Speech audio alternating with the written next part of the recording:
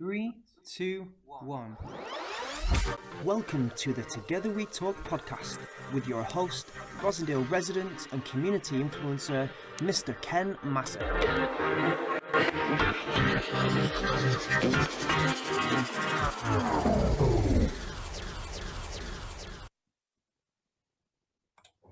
Good morning, everyone, and welcome to our Together We Talk podcast. It's our very first episode. It's a bit of a trial run, and I'm really glad that we've got Phill Holden from Rosendale Ledge Trust here with us this morning. Phil, why don't you take a couple of minutes to introduce yourself, and then we'll get cracking.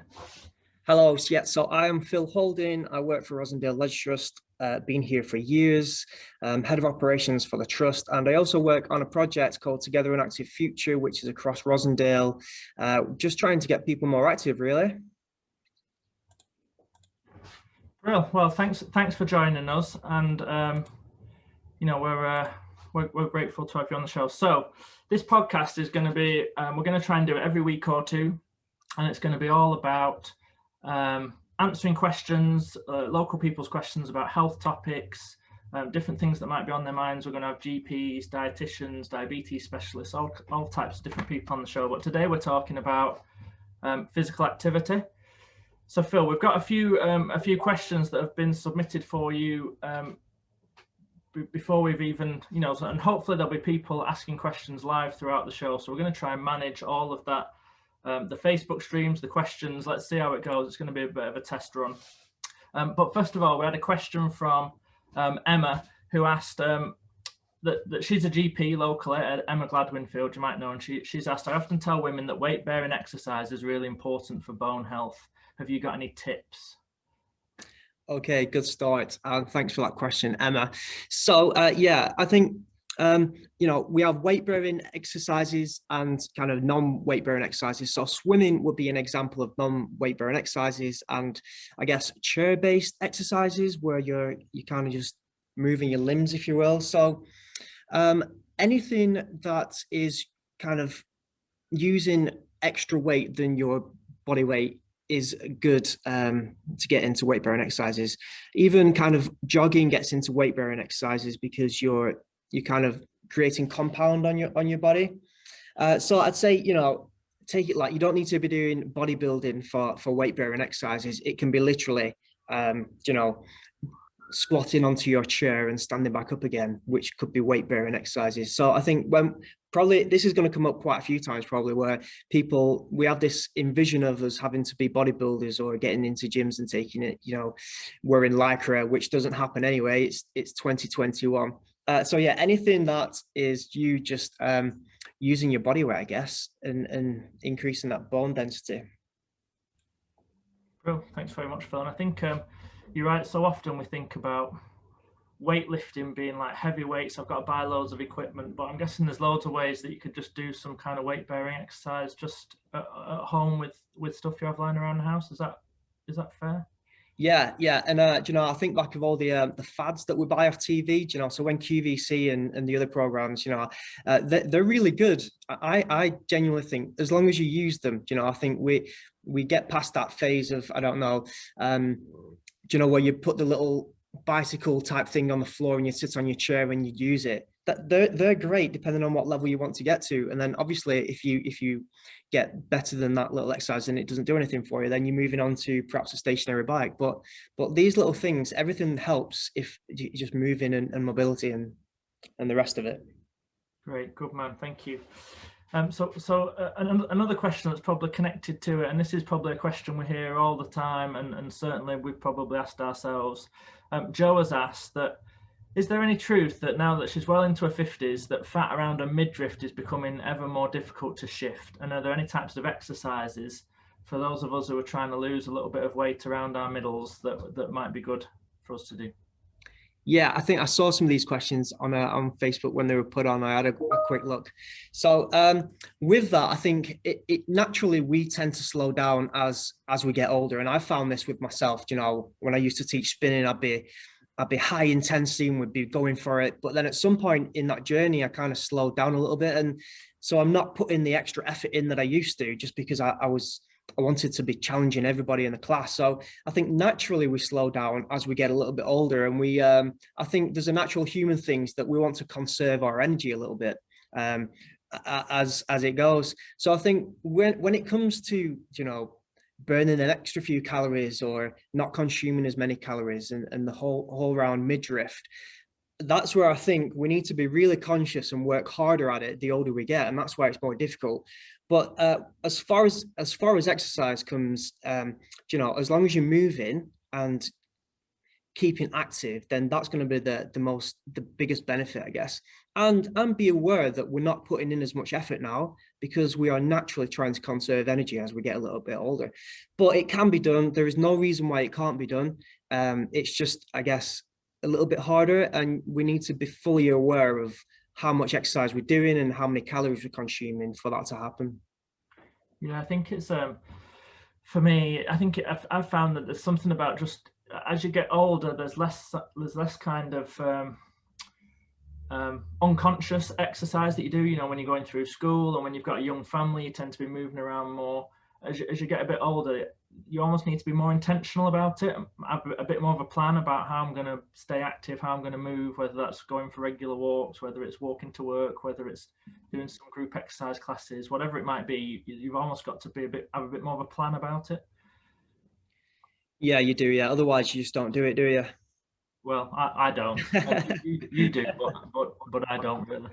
I've found in the last 12 months, through this lockdown period, and this will probably be similar for a lot of people, just being outdoors and walking has really helped me to stay active, and things like, if you've got work phone calls, then you can do them whilst you're moving as well as if you sat at your desk. So I think there's something in that, just as you say, just movement. Yeah. And I think you have to plan your life, don't you? I think we're so busy, aren't we, that if it's not planned out, then it's probably not going to happen. And then 6 months go by and then a year goes by. I mean, I can't believe we've been in this lockdown, 12 months has come around so fast. And then when you're in the moment, you don't realize about the long term not doing something, because time just zips around. And if you don't plan to do that, then 3 years can go by where you're thinking, oh, I was thinking about that and I'm still thinking about it 3 and 5 years on. Yeah, absolutely. So next question, this is one of the big ones that we get asked a lot. If you feel unfit and perhaps a little unhealthy, but you feel like you want to start, what are some tips in terms of where's the best place to start doing a bit more exercise? How do you take that first step? A few things, I guess, and I guess this depends on your situation, doesn't it? So if you join a gym, then there's a different route than if you just sat at home completely on the settee. And I think mentally you go through different phases, don't you? So there's the thinking about getting exercise, and then kind of researching how to exercise, and then eventually you might step out and do it. And I think people can be influential, can't they? Your family and friends and things. But I guess the best thing is just not to it's a mindset, isn't it, where what we don't want you to do is try and be Natasha Cochran when you start running, the marathon runner for Britain. You don't need to be that. All you need to do is just get out and start walking. So I think the most difficult thing for people when they're starting exercise or thinking about exercise is the expectations of thinking that they're going to be Mo Farah straight away, or the CrossFit world champion. It really is about taking small steps. And then personality comes into this as well, doesn't it? So for me, I'm not really structured, and I'd be quite happy to just walk into a gym or anywhere and just play around and just pick things up. And I'd see somebody doing something and think, oh, that looks fun. I'll have a go at that. And then eventually, after I do it, this is the same as I put furniture together as well, right? It's in IKEA. So I'll just see if all the bits fit, and then eventually I'll go back to the instructions and say, right, what do I actually need to do? Because I've done it wrong way around. So I think for me, if I were going into a gym, and some people come into a gym, they'd be quite happy to freeload it for a bit and just spend 10 minutes on a treadmill, see how they feel, and then eventually they might see an instructor. Or if you want to go running, you kind of go out and you start running a little bit on your own, and then eventually you might join a running club or a jogging club. Whereas some people are like straight in, they turn up on day one and say, right, I need a program, because they have no idea what I'm doing. And that personality is the same as people that read the instructions first when they're assembling an IKEA kit.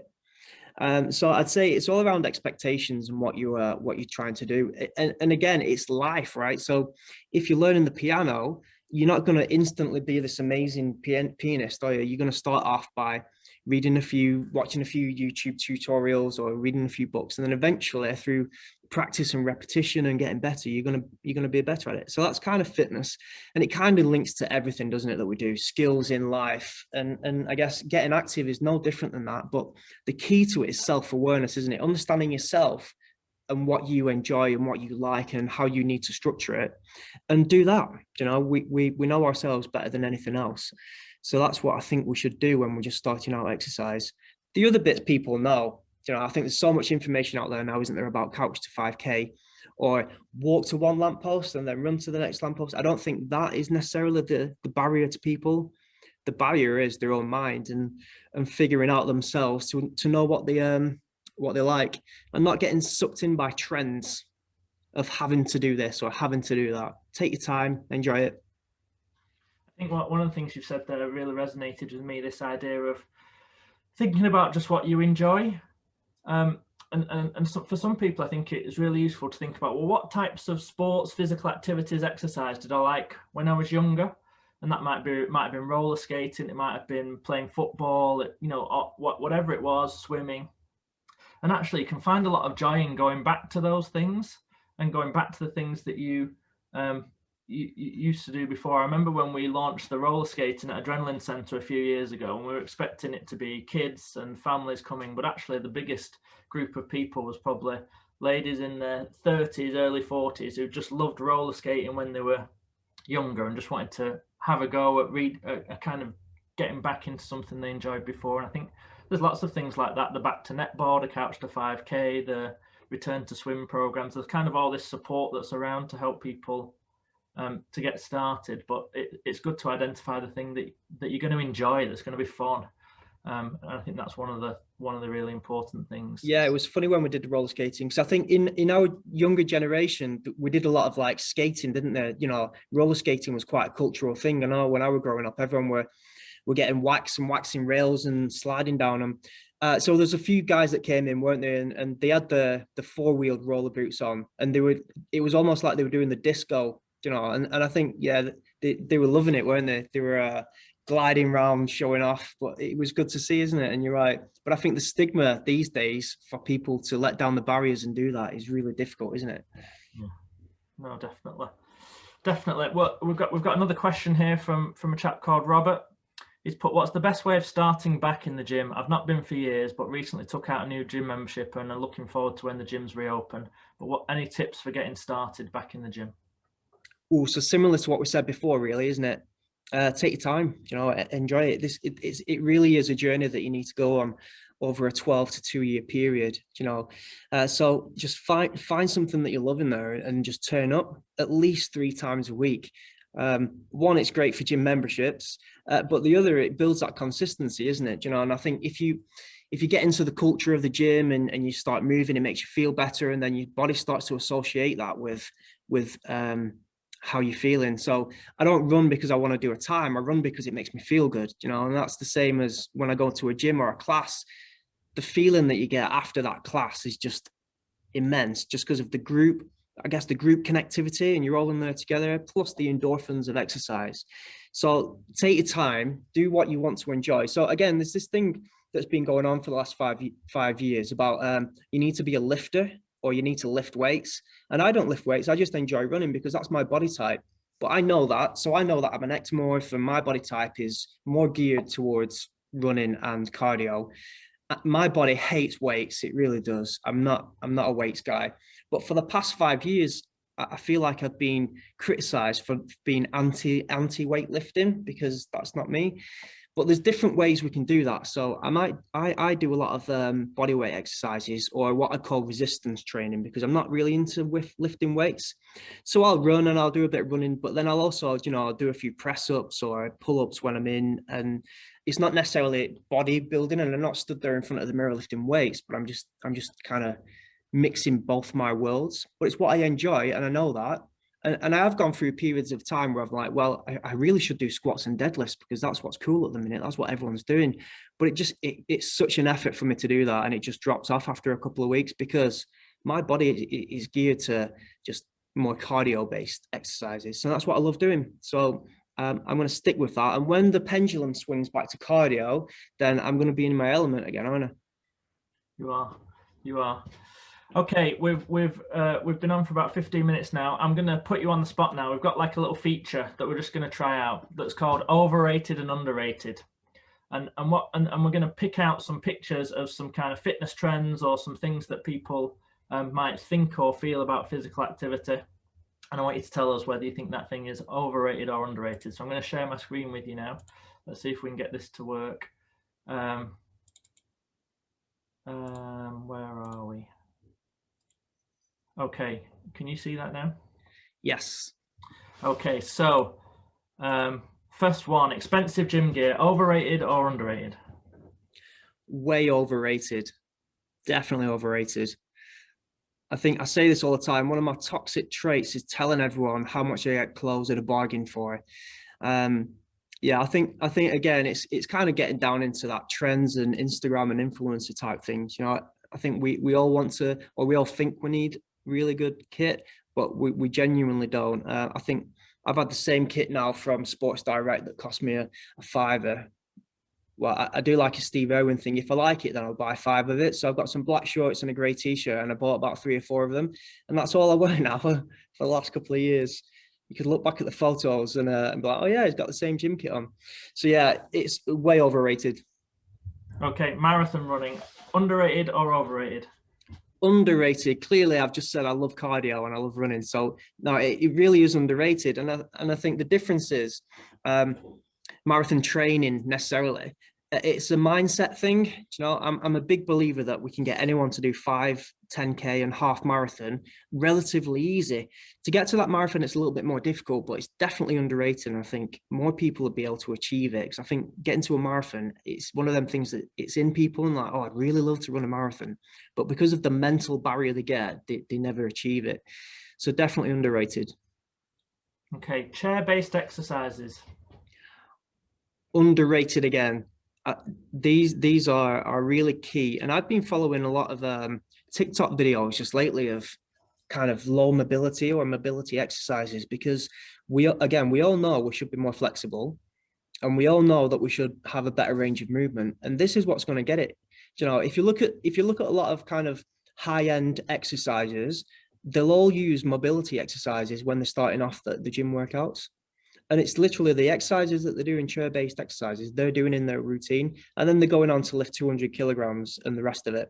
But yeah, definitely underrated. And we should all do them more, especially if we're sat at an office and just, you know, stretch. It can take 10 minutes and you feel much better afterwards. Cool. Gym memberships, overrated or underrated? Underrated again. So we kind of roughly know that 15% of the population kind of use gyms, and that's nationally. That's a number that the fitness industry has always looked at. But we also know that so much more to a gym than just a treadmill and a weights machine. The social value that you get.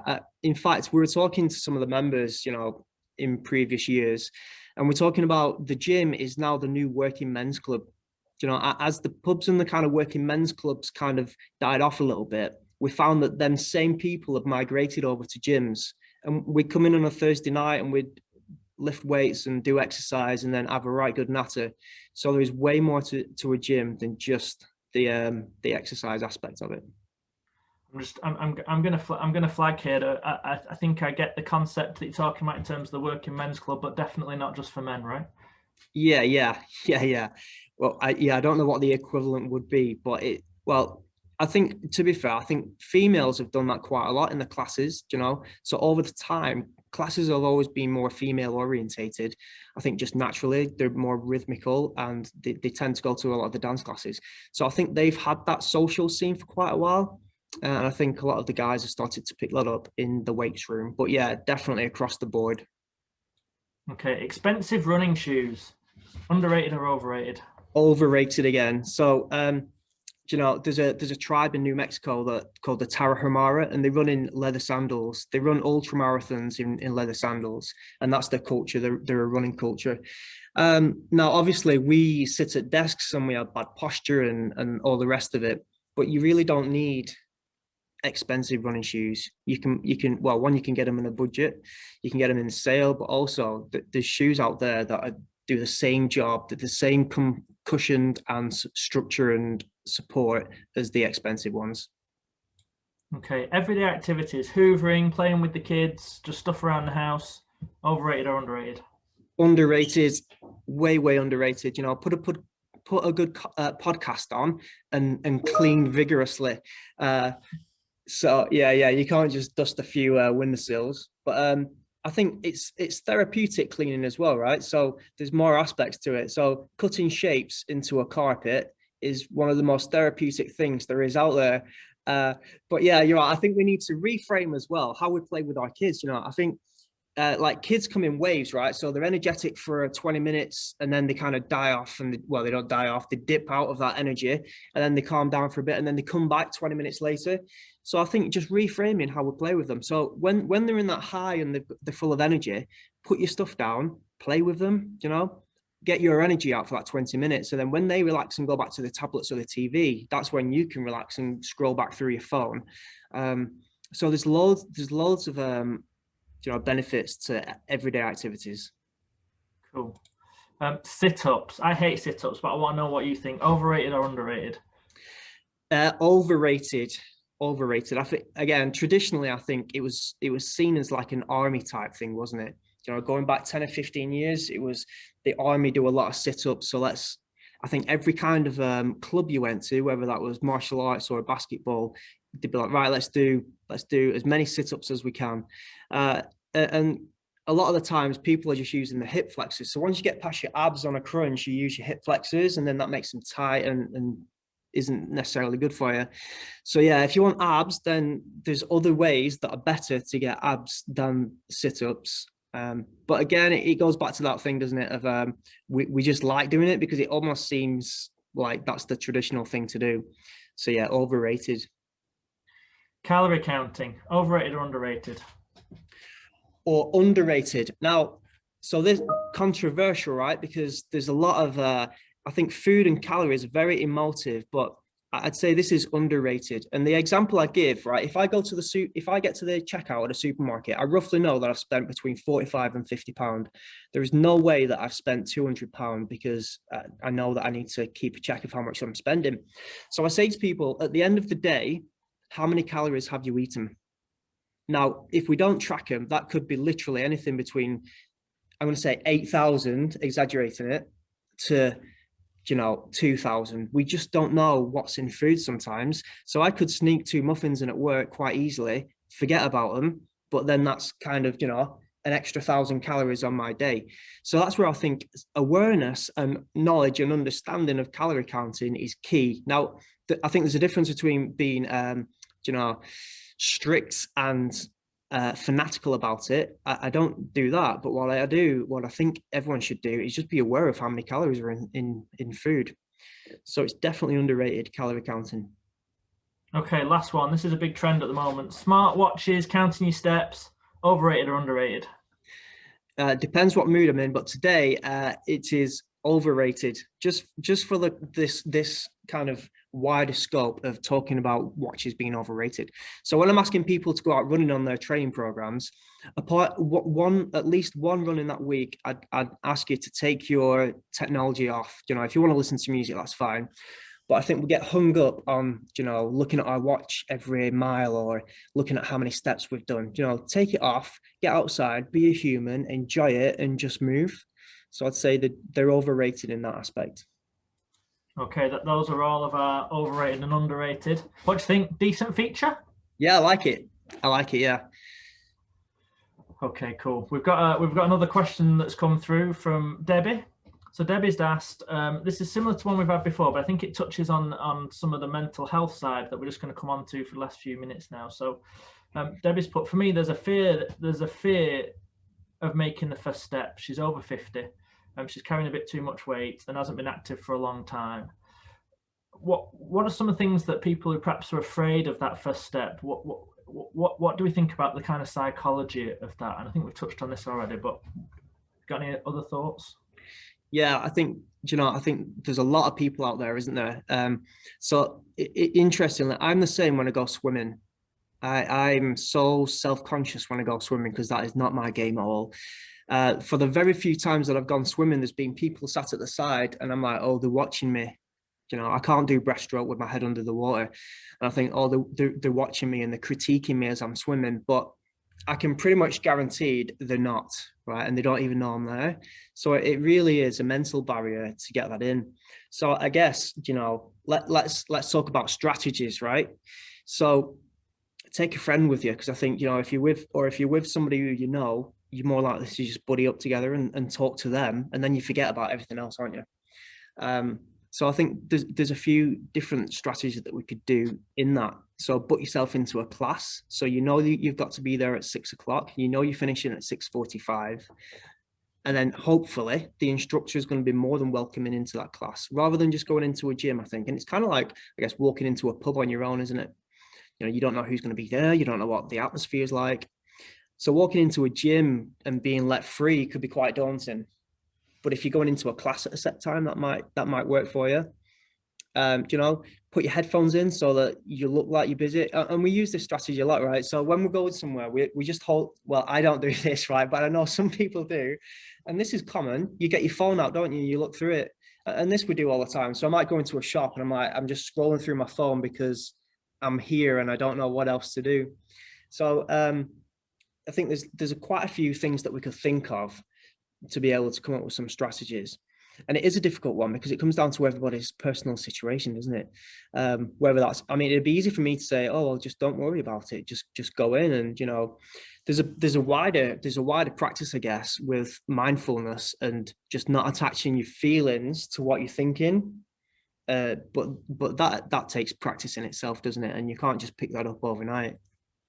I think that human connection is really important. And I think one of the things we're learning locally through the Rossendale Connected idea and movement is there's a lot of strength and a lot of power and a lot of confidence and comfort and assurance that can come through, you know, building connections with other people and having that kind of interdependence and support. And I think that's the same with physical activity. Like you say, it's a lot easier to, you know, I found I went through a phase. A friend of mine moved quite close to us, and he started going to the gym.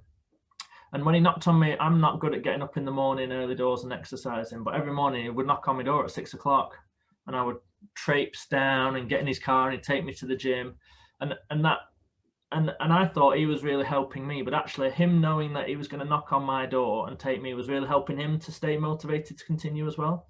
And we did that for quite a long time. So I think that human connection is a really important part. So I think if there's people out there who are struggling to take the first step, not sure what to do, perhaps lacking confidence, ask for help. Ask for help from friends, family, neighbours, and that kind of informal help. But I guess one thing I'd like to explore with you, Phill, is just, as well as that informal help, what kind of formal support structures do we have around physical activity within Rossendale? What help is out there for people who might be looking for it? Yeah, so I think gyms are geared up, aren't they, to help people. So when you come into the gym, there's plenty of people around there to give that formal support. You know, you usually book in at the reception and just say to one of the receptionists, can I book in an induction almost, but it's a program or a review, whatever you want to call it. It's just a point of contact, isn't it, to speak with somebody about what you need to do. And then they can guide you around and, you know, either recommend classes or, you know, sit with you on a bike until you know what you're doing. Because that's the other thing, I guess, as well, isn't it? People don't know what buttons to press. So they'll talk you through that and they'll tell you need to do 10 minutes on this machine and then move over to this one and do another 10 minutes on that. And then we're going to put you on these various weight machines to look at a full body workout. So, you know, I know our gyms do that. And I think that's kind of like the standard entry into a gym where people can support you.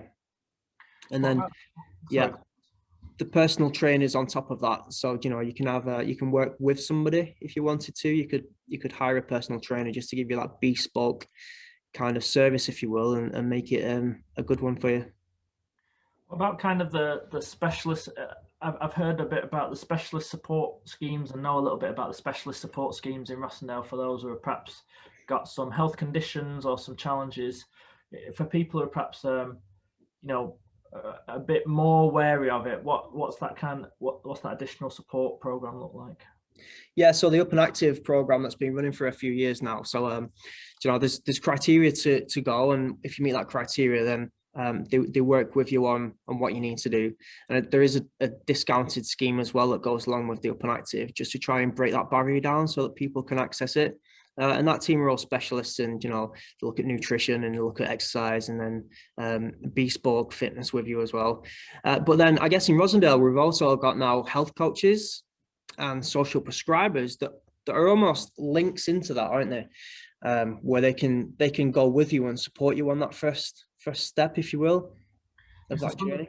So some of the access to that scheme, people could speak to a health professional at a local practice, GP, practice nurse, whatever it might be. But also, I think they can self-refer through the Up and Active website, for example, or you'll be able to, and equally through social media, if people were to leave questions or comments, say on the Healthy Rossendale Facebook page where we're live today. Yes, there'd be plenty of people able to connect you.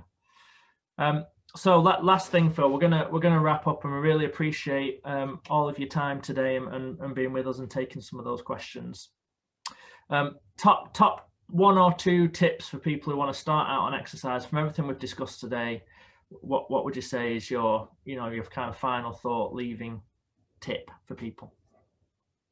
All right, so it is find what you enjoy, find what you love, regardless of the trends, regardless of materialistic items that you might think you need, regardless of what you might look like. Just turn your mind off. Don't think about it. Get out there and do it. Brilliant, thank you. So this has been episode 1 of our Together We Talk podcast with Phill Holden.